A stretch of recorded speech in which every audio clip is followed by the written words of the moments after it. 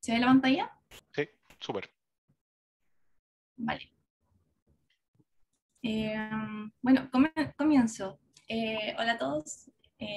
Hoy les voy a presentar un paper que es del año 2016, titulado Dense Semantic Leveling of Subdecimeter Resolution Images with Convolutional Neural Networks.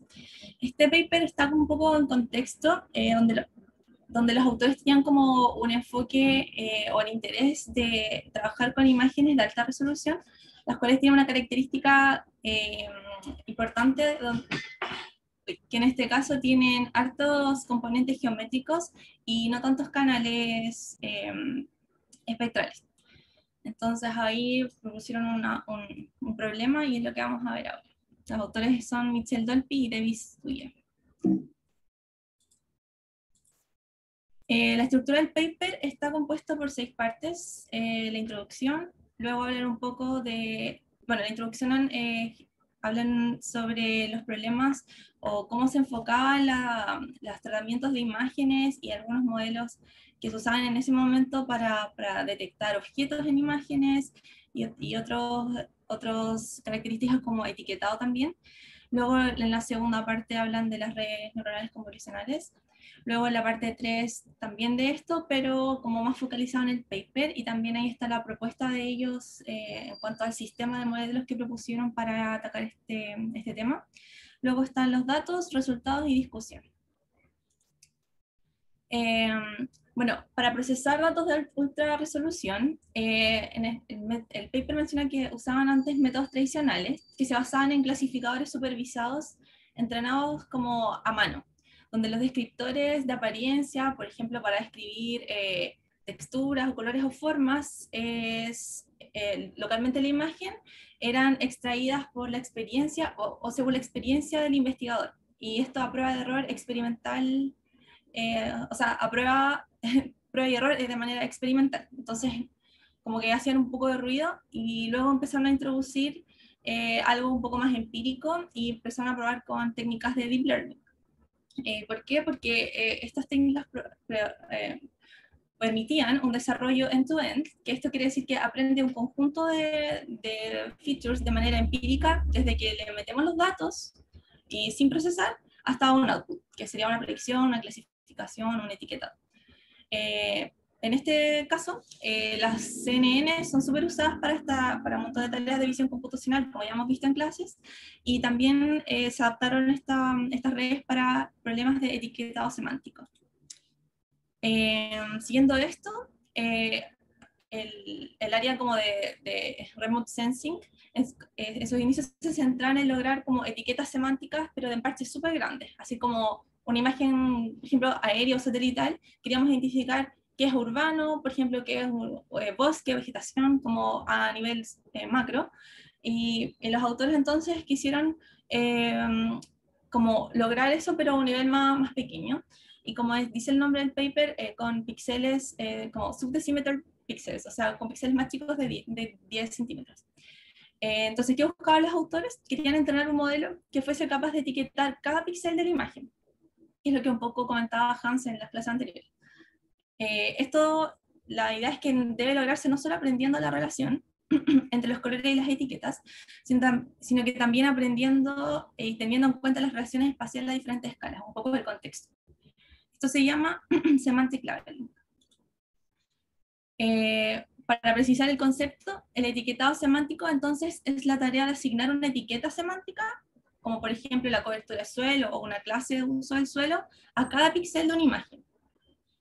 Y a diferencia de, por ejemplo, patch classification, semantic labeling predice densamente las etiquetas semánticas para cada ubicación. La imagen ahí, donde está la casa con azul, celeste y verde, corresponde a etiquetado semántico, y la que está con rojo es patch classification, donde aprende una sola etiqueta por parche. Es decir, toma la imagen, va al píxel central y al contexto que le toca a ese píxel, entonces la imagen se asocia a esa categoría, y por eso se llama clasificación. En cambio, el otro, Semantic Labeling, trata de predecir todas las etiquetas bueno, dependiendo del píxel de la imagen. Los objetivos de los autores ya más enfocado a las redes, era, como les comentaba, entrenar un sistema basado en redes neuronales convolucionales para tareas de etiquetado semántico denso, y de manera supervisada porque le vamos a pasar imágenes que ya están previamente etiquetadas para que aprenda el modelo. Estaban interesados también en trabajar con imágenes de alta resolución, y como les comentaba, esto tiene gran cantidad de información geométrica, como por ejemplo en una área urbana, los autos, casas, calles, edificaciones de distinto tipo y distintos tipos de sitios también. Ellos introdujeron entonces una red de deconvolución basada en parches para codificar primero unas representaciones de una cobertura terrestre aproximada, luego íbamos a un cuello de botella que vamos a ver más adelante, y luego volver a mostrar las características al tamaño del parche nuevo. Entrenar las redes en formas de parches, esto también permite tratar con imágenes de cualquier tamaño, descomponiéndolas en sus regiones.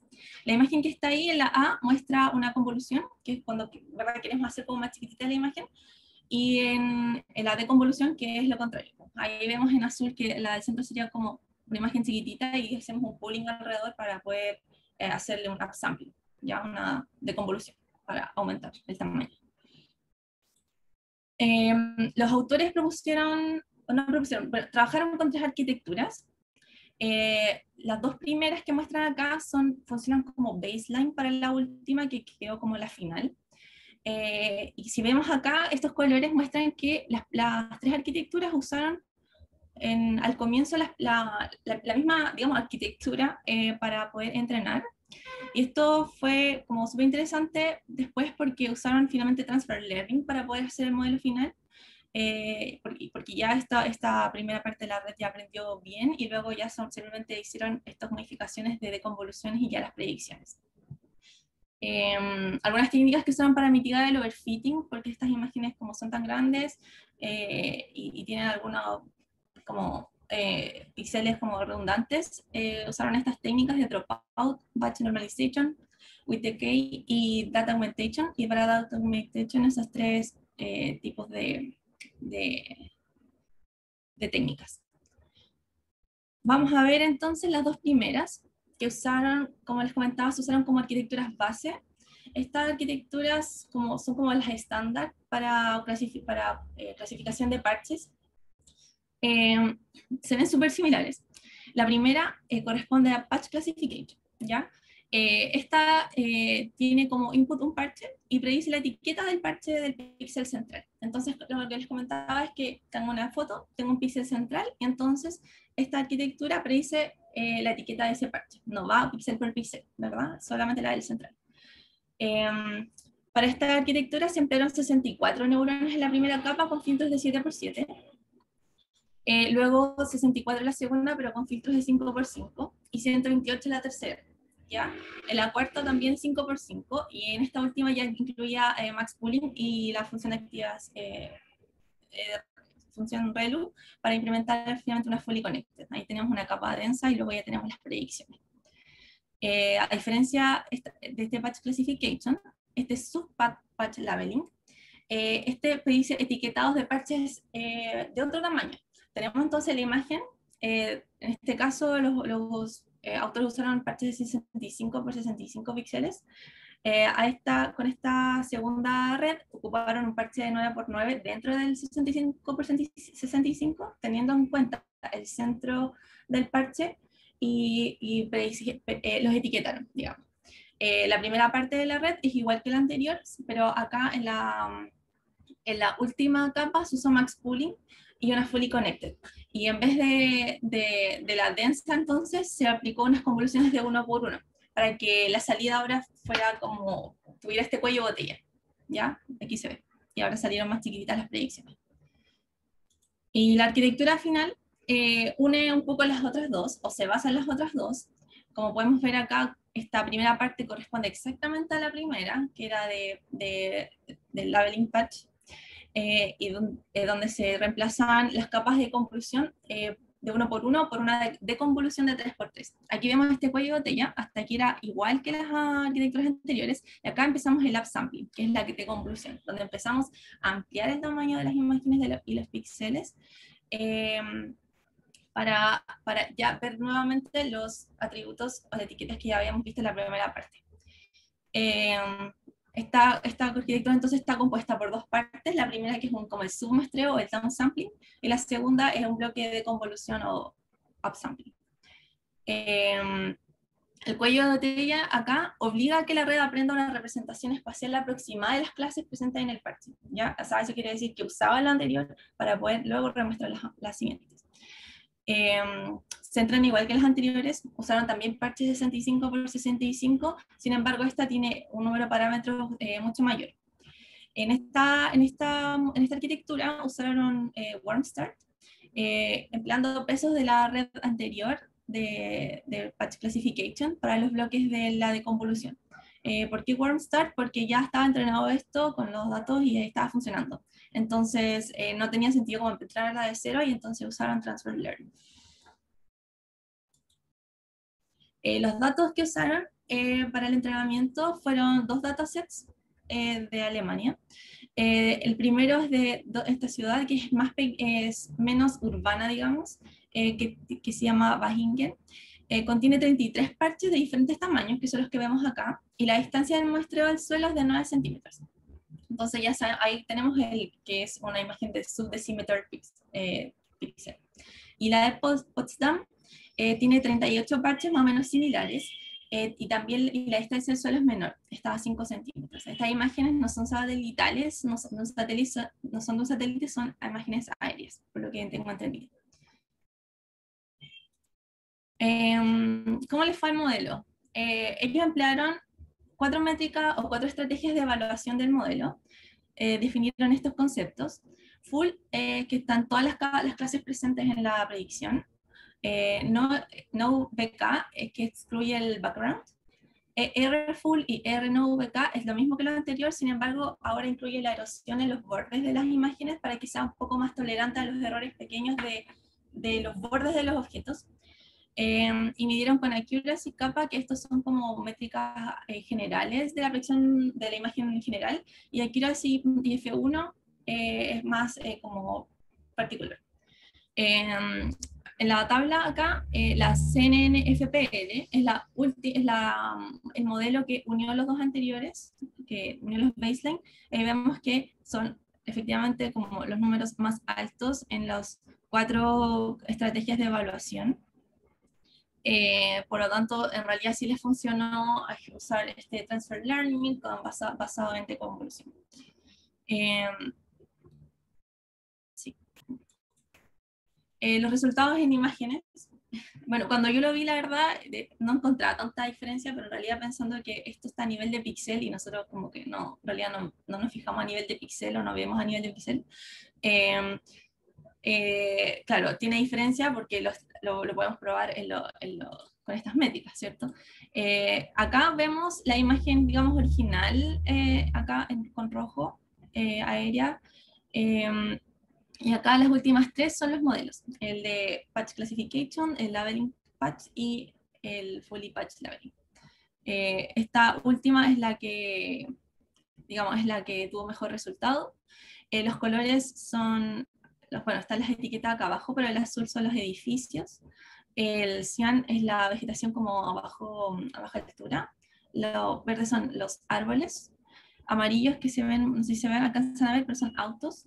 Y los rojos son como el background. Estas imágenes son para el primer dataset y este es para el de Potsdam, que también podemos ver que en realidad, quizás a simple vista no hay tanta diferencia, pero si uno lo ve con más detalle, sí tiene mayor como etiquetado semántico. Bueno, como conclusión, los autores mencionaban que ellos propusieron un sistema para realizar un etiquetado semántico denso, porque las imágenes tienen alta información geométrica, utilizando redes neuronales convolucionales. Esto como cuando salió el paper, por lo que entendí, era como súper lo lame, porque se usaban redes como para detectar objetos como parches grandes, como les decía, como identificar si está una zona urbana, o vegetación, o bosque, u otro. Entonces ellos querían ir como más al detalle, entonces era como súper choro meterle redes neuronales y no solamente quedarse como modelo estadístico donde el investigador elegía las características, digamos, un poco a mano para detectar los patrones de las imágenes. Bueno, predecir la segmentación para parches completos es realmente ventajoso desde la perspectiva de la eficiencia y precisión semántica o geométrica. Y bueno, los resultados obtenidos en este paper estaban alineados con los modelos como State of the Art de ese tiempo. Los mandaron a como unos concursos y los probaron con estos datasets que son como, entre comillas, medio públicos para concursos. Así que fue como una buena aproximación. Bueno, ahí les dejo las referencias para más tarde. Son básicamente el paper y la página donde ellos donde podemos ver los datasets y otras como especificaciones de etiquetado semántico e incluso también concursos sobre esto. Bueno, con eso finalizo. No sé cómo tiene el tiempo. Súper, gracias Cami. No, súper bien al tiempo, súper bien, alcanzaste perfecto. Todavía nos queda media hora entre todos, así que súper bien. Excelente, entonces. Abro el espacio para preguntas, consultas, comentarios, etcétera. Martín, dale porfa. Bacán, Cami, muchas gracias. Tengo duda. Primero, muchas gracias porque me costó a mí un poco personalmente entender este paper cuando lo leí, así que ahora me sirvió mucho para entender mejor. Y tengo duda de que esto le dan el enfoque basado en las geometrías que hay en las zonas urbanas. Y esto sería lo que no entiendo, esto sería como una limitante si lo quisiera ocupar en zonas en que no hay geometrías, como por ejemplo en bosque. Igual hablaste de eso un poquito al final, pero no, como que eso no me quedó claro. O como que Hoy, hay otras. Dale nomás. justamente, igual tuve, esa era como una duda que tenía. De hecho, es como en el formulario que enviaron para la lectura. Quizás le faltó, no lo sé, quizás le faltó probar con un dataset que no fuera urbano, para ver cómo respondía esto. Y probablemente, como los datasets de entrenamiento son de zonas urbanas y reconocen autos, casas, edificaciones y, bueno, vegetación, pero no tan variada, no sé si funcionaría tan bien, la verdad. Sería súper interesante eso, como investigarlo, también lo tenía como ahí, como para dar una vuelta. Eh, la verdad no lo sé, no sé cómo funcionaría, pero a nivel urbano al menos reconocía vegetación a alta altura como árboles y mediana altura como prados. Gracias. Súper. ¿Alguna otra duda? ¿Comentario? Yo tengo un par de preguntas, así que ahí podemos ir dándole con la discusión. No sé si puedes retroceder un poco, Cami, a donde mencionas los resultados numéricos, porque ahí hay, si no me equivoco, 4 métodos. Está los 3 con CNN y está ese SPMCF. ¿Nos podéis contar un poquitito de qué se trataba ese PMCF, cosa de comparar los resultados? Hoy, la verdad no recuerdo ese modelo, como que me centré en los CNN. Ya, era, Eh, lo sí, lo que yo me acuerdo era que utilizaban algún mecanismo de Machine Learning más tradicional, ¿ya? Pero con features que eran hechas a mano en el fondo. Lo que tú mencionaste al principio de tu presentación, si no me equivoco, ocupaban eso. Entonces el resultado es bien interesante porque está indicando, oye, mira, ¿sabéis qué? A pesar de que nosotros tenemos muchos expertos que han trabajado sobre esto y medio de ciertas cosas, eh, las redes pueden aprender algo que al menos numéricamente, aquí está toda la discusión de que tú lo insinuaste un poco al principio. ¿Te sirve de verdad que subpixel sea mejor cuando de verdad uno lo ve y es como, mira, casi lo mismo? Pero al menos a nivel numérico uno ve que hay una diferencia.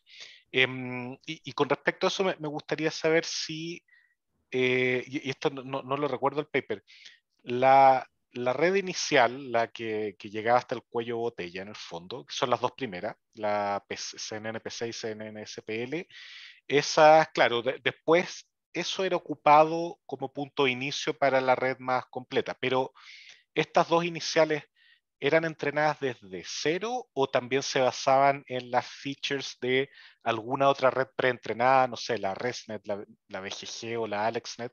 Yo no recuerdo si hablaban sobre eso. Por lo que yo tengo entendido, lo entrenaron desde cero. Ya.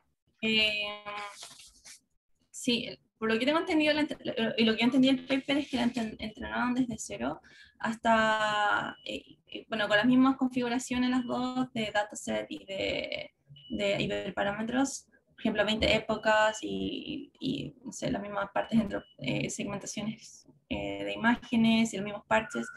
Y sí, y lo que yo entendí es que se hacía el transfer learning desde estos dos baselines para el FPL. Claro. Eso es lo que yo entendí. Sí, Y sí, respecto al primero ese de el SP-MSF, recuerdo que en algún momento mencionaron que a pesar de que como las extracción de características o de patrones de las imágenes para poder seleccionar las mejores y poder etiquetar en el modelo antiguo, digamos, tradicional, eh, era como bueno, había tenido buenos resultados hasta ese momento, igual era más costoso porque era más trabajo como más, o sea, más costoso, digamos, no computacionalmente, sino como más largo para el investigador.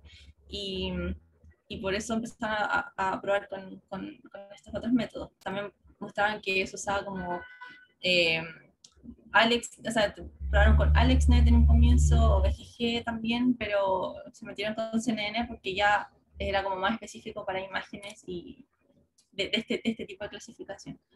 No sé si lo entendí bien esa parte o no, o igual sea, me costó eso. a mí me suena algo de eso. O sea, a mí me suena haber leído sobre a AlexNet y todo, pero era justamente eso. Mira, podemos llegar hasta esto, pero para estas imágenes, mira, vamos a hacerlo a nuestra pinta.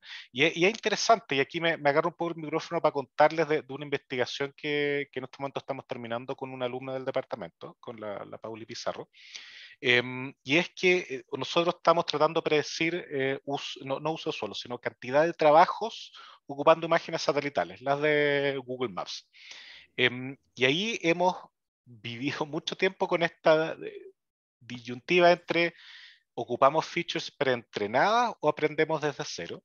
Nosotros intentamos aprender desde cero y creo que nunca habíamos visto un overfitting tan asqueroso como en ese caso. Era terrible porque eran muy pocas imágenes, ¿ya? Y por mucho que achicáramos la red, no lo logramos. Más encima los datos de puestos de trabajo, creo que son los datos más malos que hemos visto en nuestras vidas con la Pauli. Eran terribles, están muy mal localizados, de repente están uno por encima de otro. Es un problema súper complicado el que estamos enfrentando. Entonces, finalmente lo que hicimos fue tomar la ResNet 50, si no me equivoco, sacar las features de ahí y luego pasarlo por un par de capas fully connected para poder hacer la predicción. Y eso nos funcionó bastante mejor desde el punto de vista de entrenamiento. De hecho, si tratamos de predecir, de hecho, declinamos finalmente de predecir hacer una regresión a la cantidad de trabajo. Eso no anda, es imposible hacerlo con estos datos. Entonces lo que finalmente hicimos fue transformarlo en un problema de clasificación, de decir, mira, acá hay entre tanto y tantos trabajos, acá entre tanto y tanto, etcétera. Y cuando lo hacemos binario, es decir, si hay o no hay trabajo en un sector, tenemos 85, 88% de rendimiento, que es bastante razonable. Entonces, y ahí algo que intentamos probar fue, y acá lo relaciono con este método que ocupa features como hechas a mano, es que quizá el tener conocimiento sobre el uso de suelo permitiría mejorar ¿cómo se llama esto? El rendimiento en la cantidad de trabajo.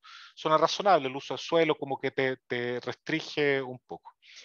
Y lo que hicimos, y ahí la Paula hizo un tremendo trabajo de hacer web scraping y sacó datos del Servicio de Impuestos Internos para armar un set con los usos de suelo por manzana, por predio, etcétera. Y después de mucho lo probamos y los resultados no cambian mucho, ¿ya? ¿Qué significa eso? Son dos cosas. Uno, que la información visual de cierta manera como que ya está aprendiendo por detrás la información que tiene lo de uso del suelo, que eso es bien interesante. Y lo otro que donde sí cambiaban los resultados era en lo que se conoce como el balanced accuracy, que en el fondo, como los sets de datos de hay pega, no hay pega, están bien desbalanceados. Si uno le metía esta otra información, el resultado estaba más balanceado, en el sentido que se equivocaba más o menos lo mismo en ambos. Entonces, ahí uno se da cuenta que efectivamente la información extra de conocimiento experto puede ser útil, ¿ya?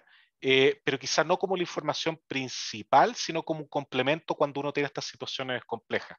Es bien interesante eso, y yo leyendo este paper yo decía, mira, esto es lo que hemos experimentado en otros lados. De hecho, hay papers más recientes en que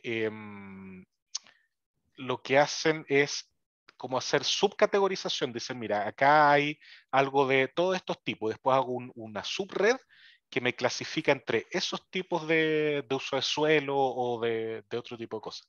Porque es un problema muy complejo. Así que este es un primer approach y les va súper bien. Y de ahí se empieza a construir. Es bien, de hecho, este paper era bien citado, si no me equivoco, era súper citado, como 600 citas, creo, si no me equivoco. Había sido bien relevante. Hay una duda acá de. Sorry que me haya tomado el micrófono, porque quería contarles para relacionarlo con lo que presentaste, Cami. José pregunta, no me queda claro, por ejemplo, cómo se programa una red con base en otra preentrenada. Veámoslo desde el punto de vista de la optimización. Tú, cuando terminas de entrenar una red, obtienes, digamos, un vector o un tensor de parámetros, ¿ya? Y luego, si tú quieres entrenar otra que tiene la misma arquitectura, acá tenemos que pensar eso, si tiene la misma arquitectura, tú agarras esos valores que obtuviste al final y los tomas como punto de inicio para un nuevo proceso de optimización. Es netamente eso. Si uno lo ve así, estás partiendo de un mejor punto de inicio. Ya, otra duda que tenía Cami es relacionando esto que presentaste con lo último que vimos, segmentación semántica. No sé si puedes ir a la slide donde tenía ahí un poco la descripción de las capas, donde creo que tenía ahí los tres esquemas. Bueno. ¿Este? No, un poquito más adelante, donde estaban las tres redes, las dos de Ya. parche, era Acá. esa.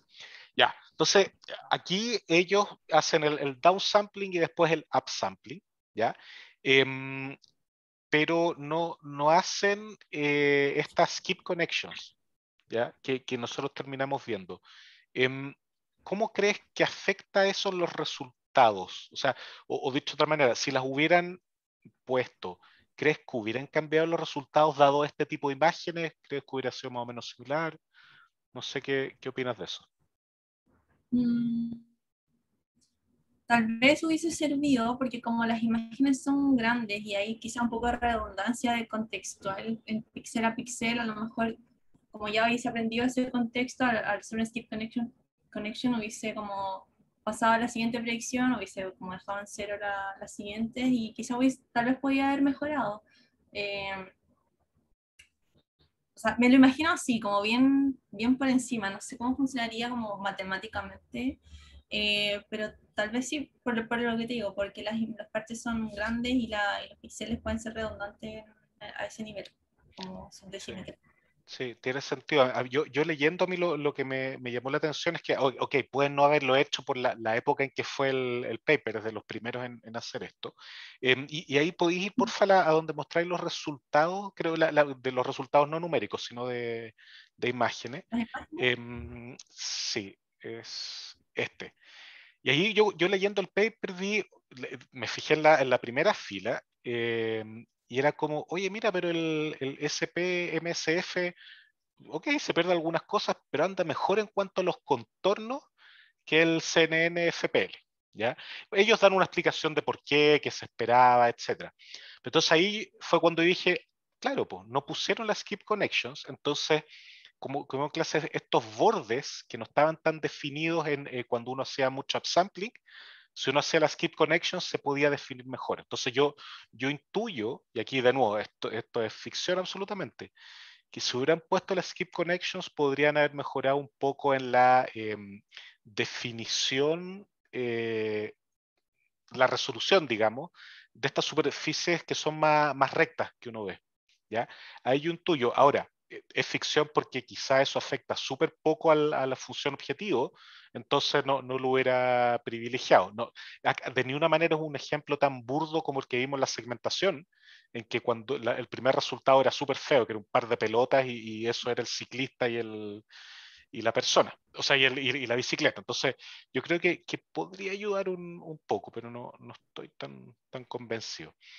Oye, y una última pregunta. ¿Qué cantidad de imágenes, píxeles tienen para entrenar? Porque ahí tú mostraste súper bien los dos conjuntos, pero desde el punto de vista de volumen de datos, porque estas imágenes son súper grandes.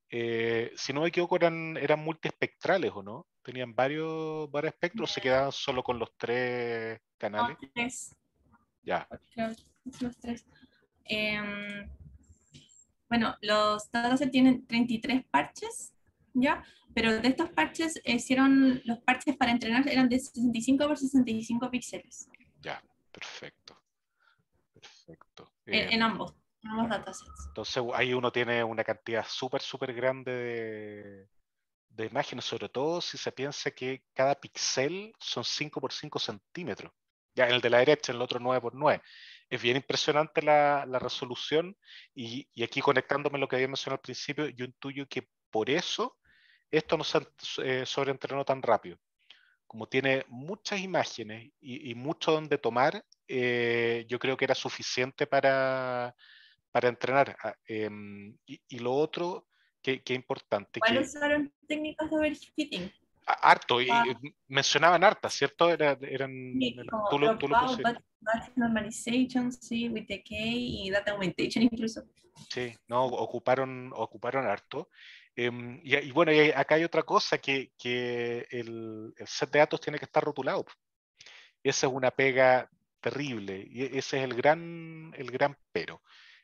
Nosotros un poquitito más adelante en el curso, podría haberlo visto en la unidad de datos visuales, pero por tiempo no alcanzaba, vamos a ver algo de aprendizaje autosupervisado. ¿Ya? De hecho, lo vamos a ver en la parte de texto, en que en el fondo el mismo input tiene información que nos permite dar la supervisión.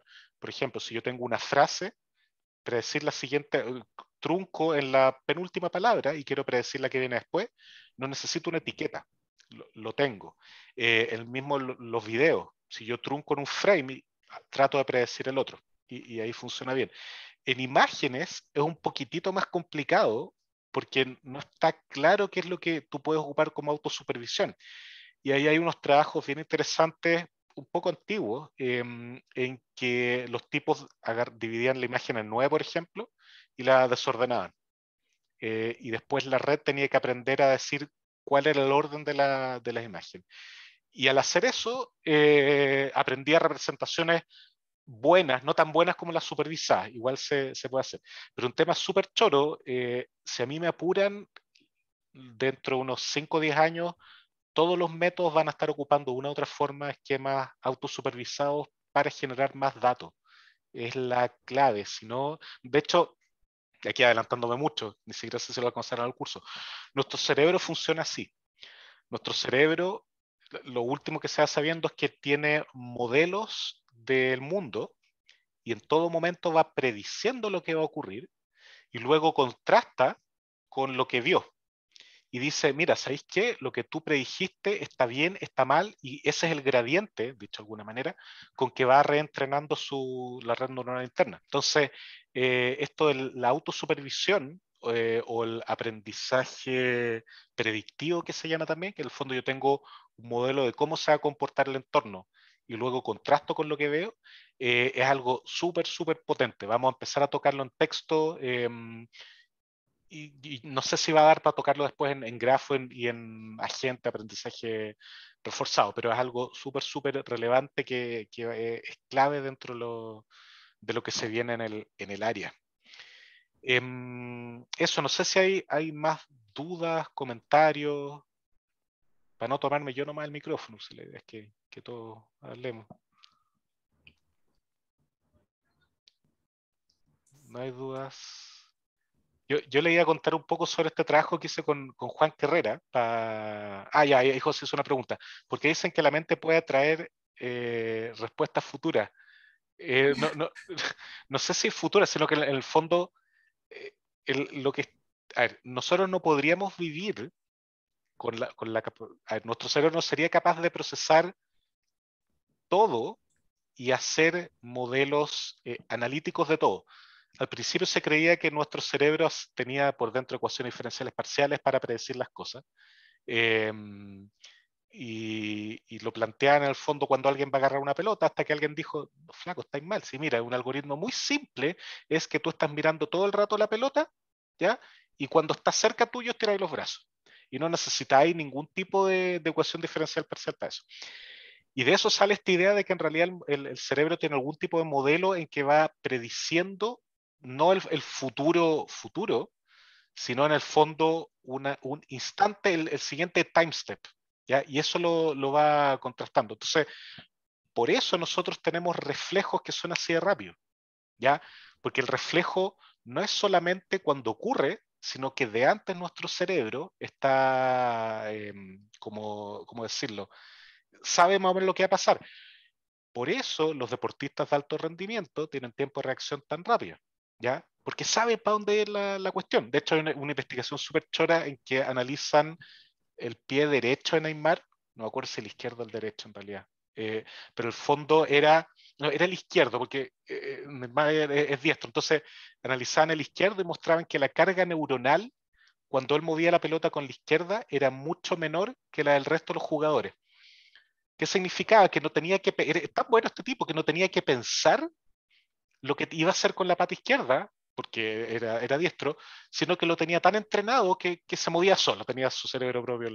Entonces, es súper impresionante esto de cómo uno le hace offloading de la pega al cerebro, si es que el modelo predictivo es muy bueno para predecir, porque si no uno tiene que reflexionar y pensar qué va a pasar, planear, y para eso, si bien nuestros cerebros pueden hacerlo, son malísimos. Nosotros somos súper malos para pensar las cosas, somos pésimos, ¿ya?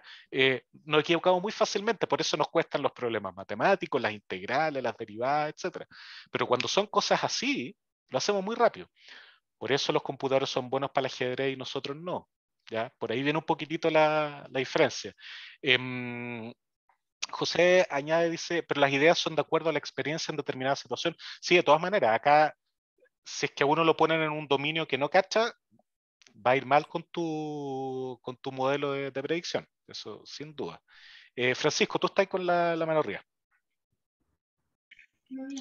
Sí, siguiendo la línea del aprendizaje autosupervisado, aplicándolo a este mismo artículo sobre el tema de segmentar imágenes satelitales, me nace la duda de si nosotros, por ejemplo, pintáramos o segmentáramos por color como forma inicial. Como por ejemplo, sabemos que el área verde es comúnmente de color verde y las edificaciones son entre grises, negros o algo así. Como que de alguna manera la información inicial es mala, pero es posible que con una autosupervisión de ese estilo la red pueda aprender más aún o está limitada a la forma de autoaprendizaje que le estamos dando. Es como Ya, es buena la pregunta. En particular, lo que propones tú tiene el problema que todavía es información que está muy pegada a el dato en sí. O sea, la red no tiene que hacer mucho para predecir que algo rojo es rojo, ¿cachai? Va a haber ruido y todo, entonces no va a ser tan informativo. Pero asumamos que tenemos algo un poco más elaborado que podemos sacar, ¿ya? Eso funciona súper bien. O sea, lo último que se sabe es que los métodos autosupervisados, cuando uno los entrena con cantidades ridículamente grandes de datos, funciona mejor que si es que tú entrenas desde cero con la información supervisada en un set un poquitito más pequeño. De hecho, hay autosupervisión, por ejemplo, uno podría tomar tags que pone la gente de imágenes en algún lado. Y eso funciona súper bien, porque uno puede decir, mira, esto es un bar, la gente cuando sube la foto, oye, mira, estoy en tal lado, ¿ya? Allá hay información. Y uno lo puede tomar gratuitamente y empezar a decir, mira, este tipo dice que está en tal calle, tal calle, tal calle. Bueno, son todos lo mismo, igualémoslo y veamos si efectivamente es lo mismo. Entonces, uno tiene que pensar acá en la información ok, autosupervisado, pero también la gratuita, la que viene. Lo que yo no quiero es tener a un pobre tipo rotulando las imágenes, que es una lata, ¿ya? Si la información viene gratuita a algún lado, ahí uno tiene que pensar en estas técnicas autosupervisadas o semi-supervisadas también, que hay algunos métodos. No sé si respondo a tu pregunta, Francisco, con eso. Sí, perfecto. Sí, sí, Bacán, bacán. súper, súper. Ya, pues no sé si hay más dudas, comentarios. Estamos bien en la hora, ¿no? Se dio buena la discusión, alcanzamos perfecto. No sé si alguien tiene algo más que agregar. Nada, parecer. Yo Martín, quería hacer dale. una pregunta, que quizá va en la línea de lo que pregunté antes y se sale un poco de la discusión, pero orientando este mismo tipo de problema, pero no a un área urbana, como que me surgen muchas dudas respecto a un área rural o bosque, como qué estudios hay ahí o qué tan factible es hacer este reconocimiento, no sé, por ejemplo, de distintas especies de árboles. Ya. Como que es un Yo problema más difícil, creo. sí, depende de los datos. Yo me junté hace como por un año con gente de la CONAF, porque están interesados en hacer cosas, no exactamente eso, pero del estilo, por especies que están muy aisladas, que no deberían estar ahí, el tema de incendios, etcétera.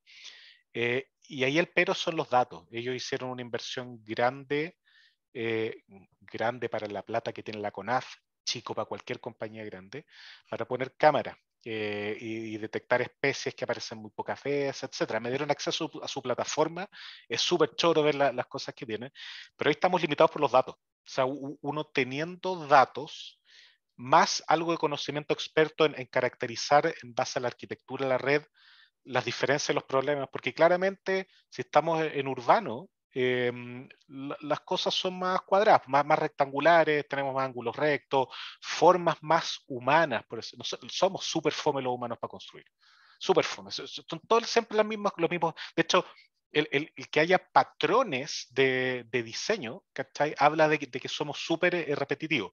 Por otro lado, eso está bien, porque las cosas nuevas a nuestro cerebro lo confunden, ¿ya? De hecho, gracias a que tenemos patrones y sesgos, no los sesgos negativos, sino los sesgos, es que podemos sobrevivir. Pero cuando estamos viendo imágenes naturales, ahí se nos va un poco en collera, ¿cachai? Porque ahí puede venir cualquier cosa. Entonces, ahí habría que adecuar levemente la arquitectura de la red. Yo, trabajos de este tipo, he visto, hay algunos, por ejemplo, uno antiguo de Google en que en base a imágenes satelitales intentan ubicar asentamientos humanos en sectores donde hay poca gente. Entonces, claro, estáis viendo todas las imágenes naturales y de repente ubicáis por la luz, cambios en colores, cosas por el estilo. Es un trabajo bien, bien antiguo, todavía con este tipo de tecnología. Pero hay otro, yo no recuerdo exactamente, pero con temas de incendios, si no me equivoco, que vi, hay muchos trabajos en ubicar las autopistas y las carreteras en sectores no urbanos, que no es el mismo problema, pero también hay. Pero en todos está el tema de los datos. Si tenéis suficientes datos de esto, vaya a estar bien. Pero de nuevo, ¿qué vaya a rotular si tenéis que cubrir una superficie gigantesca y queréis detectar ciertos árboles? ¿Cómo vaya a rotular eso? Se hace muy, muy cuesta arriba. Entonces, ahí es un dominio en que el aprendizaje autosupervisado o el transfer learning te puede ayudar mucho porque te ayuda a, mira, voy a rotular poquitito y con eso voy a poder hacer la tarea. Yo creo que por ahí. Cami, tú estás con la mano arriba. Sí, algo cortito, como no para responder a tu pregunta, Martín, sino para quizás generarte más dudas. Eh, He visto un montón, hace como 2 años que empecé a ver un montón de challenges y hackatones que buscaban personas que hicieran modelos para predecir, por ejemplo, efectos del cambio climático en glaciares, también efecto del cambio climático en las selvas y también otros muy focalizados en incendios forestales. Entonces, por lo que intuyo, tal vez es como, no es un área muy estudiada como a fondo como para poder tener como datos empíricos y respuestas concretas a esa pregunta. y por eso se hacen tantos concursos, y hay unos súper interesantes. Podrías mirar quizás, el año pasado se hizo uno en Chile con datos de la FACH, donde estaban trabajando con humedales, y la FACH como que fue a sacar imágenes con sus drones súper bacanes y los disponibilizaron, y todavía están los datos abiertos. Si quieres, pues me hablas y los vemos porque los descargué en su momento y están súper interesantes. El ganador de ese concurso en ese momento no logró como un modelo como muy bueno, pero fue una aproximación para algo que no tenían nada. Y también están uniéndose como fuerzas también para otro challenge para este año, para usar el satélite FASAT, Charlie. Y más imágenes aéreas. Entonces tendríamos imágenes aéreas y satelitales de ciertos humedales en Chile, como el humedal Yali, en el Maule creo que estaba, para poder ver cómo ha expandido o disminuido en los últimos años. Así que igual podrías quizá dar una vuelta, mirarlo y es súper interesante. A mí igual me gusta ese tema.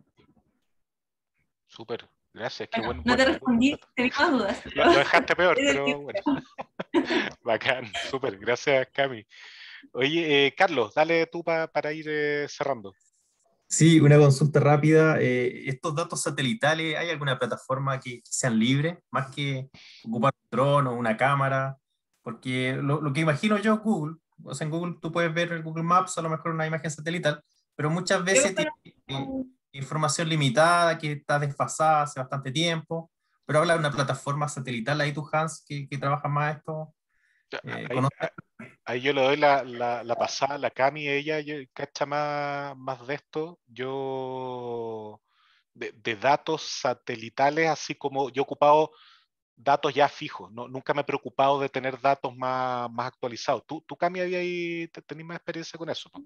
la NASA y tiene como una página que es la OSGS, donde tú puedes sacar imágenes satelitales de un montón de satélites que están aún funcionando y otros que son ya, no me acuerdo cómo se llama para la técnica, pero que ya no funcionan, están ahí como basura espacial, pero que ya quedaron la, mm, quedaron las fotos. Y tú puedes seleccionar rangos de fecha, puedes elegir, no sé, el tipo de nubosidad que te gustaría y las descargas. Te dan un token, dura como 10 días y luego puedes pedir otro, es ilimitado. Es súper entretenido buscar imágenes así. Yo he buscado como por diversión. Te puedo mandar las páginas después. Sí, porfa, gracias. Gracias, Cami. O sea, hay harto que ver. Y contestando a lo que puso Felipe en el chat sobre LiDAR, yo no he visto set de datos de LiDAR. El LiDAR en el fondo es un láser que mide distancia, por decirlo así.